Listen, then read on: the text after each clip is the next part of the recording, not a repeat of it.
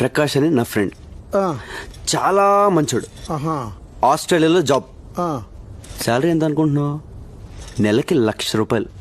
పెళ్లి చేసుకుని 10 రోజులు వెళ్ళిపోదాం అనుకుంటున్నాడు. ప్రసన్నకు మంచి జోడి, సంబంధం మాట్లాడమంటావు బాబాయ్?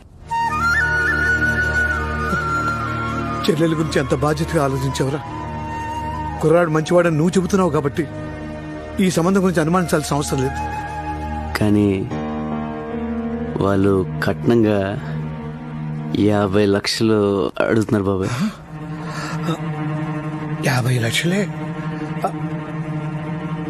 అయితే ఇల్లు అమ్మేద్దాం.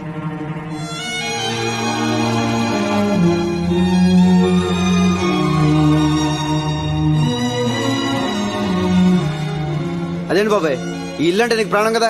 కావచ్చు, మంచి సంబంధం కదా. నా కూతురు సుఖం కన్నా నాకేది ముఖ్యం కాదురా.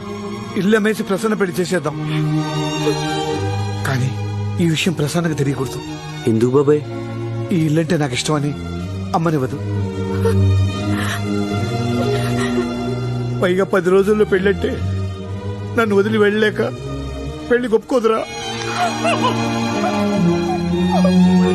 అది నాన్నంటే.